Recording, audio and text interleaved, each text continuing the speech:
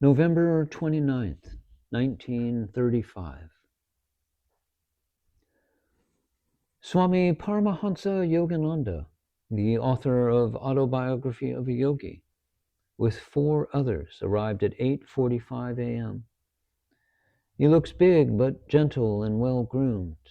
He has dark flowing hair that hang over his shoulders. The group had lunch in the ashramam, and his secretary, Mr. C.R. Wright, asked, "How shall I realize God?" God is an unknown entity. Moreover, he is external, whereas the self is always with you, and it is you. Why do you leave out what is intimate and go for what is external? What is the self again? The self is known to everyone, but not clearly. You always exist. The being is the self. I am is the name of God. Of all the definitions of God, none is indeed so well put as the biblical statement, "I am that I am," in Exodus chapter 3. There are other statements, such as Brahmavaham, Aham Brahmasmi, and Soham. But none is so direct as the name Jehovah, which means I am. The absolute being is what is. It is the self, Atman. It is God. Knowing the self, God is known. In fact, God is none other than the self. Why are there good and evil? They are relative terms. There must be a subject to know the good and evil. That subject is the ego. Trace the source of the ego, and it ends in the self. The source of the ego is God. This definition of God is probably more concrete and more easily understood by you. So it is. How to get bliss? Bliss is not something to be got. On the other hand, you always are bliss. This desire is born of the sense of incompleteness. To whom is this sense of incompleteness? Inquire. In deep sleep you were blissful. Now you are not so. What is interposed between that bliss and this non-bliss? It is the ego. Seek its source and find you are bliss. There is nothing new to get. You have, on the other hand, to get rid of your ignorance, which makes you think that you are other than bliss. For whom is the ignorance? It is the ego.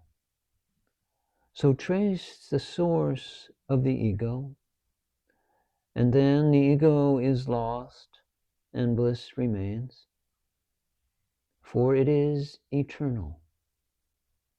You are that, here and now. That is the master key for solving all doubts. The doubts arise in the mind. The mind is born of the ego. The ego rises from the self. So search the source of the ego, and the self is revealed. And that alone remains. The universe is only expanded self. It is not different from the self.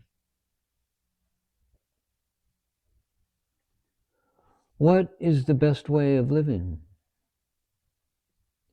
It differs according to one being a jnani or a yani, an ignorant one.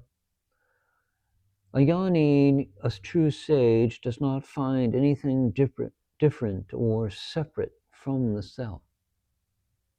All are in the self. It is wrong to imagine that there is the world, that there is a body in it, and that you dwell in the body. If the truth is known, the universe and what is beyond it will be found to be only in the self. The outlook differs according to the sight of the person. The sight is from the eye, and the eye must be located somewhere. And if you are seeing with the gross eyes, the physical eyes, you find others as gross. If with the subtle eyes, others appear subtle. If the I becomes the self being infinite, the I is infinite. There is nothing else to see different from the self. Mr. Wright thanked the Maharshi, and he was told that the best way of thanking is to remain always as the self. Later, the yogi Paramahansa Yogananda asked, "How is the spiritual uplift of the people to be effected? What are the instructions to be given to them?" They differ according to the temperaments of the individuals and the spiritual ripeness of their minds. There cannot be any instruction in mass. Why does God permit suffering in the world? Should he not, with his omnipotence, do away with it at one stroke and ordain the universal realization of God? Suffering is the way for realization of God. Should he not ordain differently? It is the way. Are yoga and religion and such things antidotes to suffering? They help you overcome suffering. Why should there be suffering? Who suffers? What is suffering? There was no answer from the yogi, and he finally rose up, prayed for Sri Bhagavan's blessings for his own work, and expressed great regret for his hasty return. He looked very sincere and devoted, and even emotional.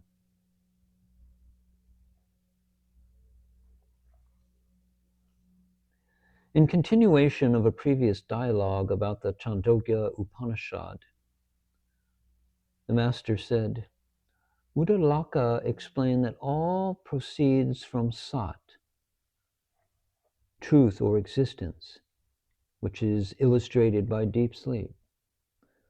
The body takes food, food requires water, water requires heat to digest the food.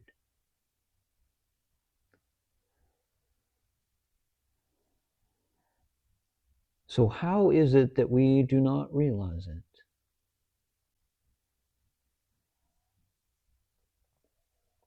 You see, just as honey gathered from different flowers forms the bulk in a honeycomb, and each drop does not indicate where from it has been collected, so also sought in deep sleep and death, people do not recognize their individualities. They slip into that state unaware. But when they wake up, they regain their original individual characteristics. But honey, though collected from different flowers, becomes the bulk and does not possess individual characteristics. But the individual parts do not also exist in the drops, and they do not return to their sources. Whereas the individuals, after going into deep sleep, wake up as individuals, just as they were. How is that? Just as the rivers discharged into the ocean lose their individualities, Still the waters evaporate and return as rain on the hills and through rivers to the ocean. So also the individuals going to sleep lose their individualities and yet return as individuals according to their previous vasanas, unaware. Thus, even in death, Sat or truth existence is not lost. But how can that be? See how a tree whose branches are cut grows again? So long as the life source is not affected, it will grow. Similarly, the samskaras and vasanas sink into the heart in death. They do not perish. They will at the right time sprout forth from that spiritual heart, and that is how the jivas are reborn. How does the wide universe sprout forth from such subtle samskaras remaining sunk in the spiritual heart? Just as a big banyan tree sprouts from a tiny seed, so the wide universe with names and forms sprouts forth from the spiritual heart.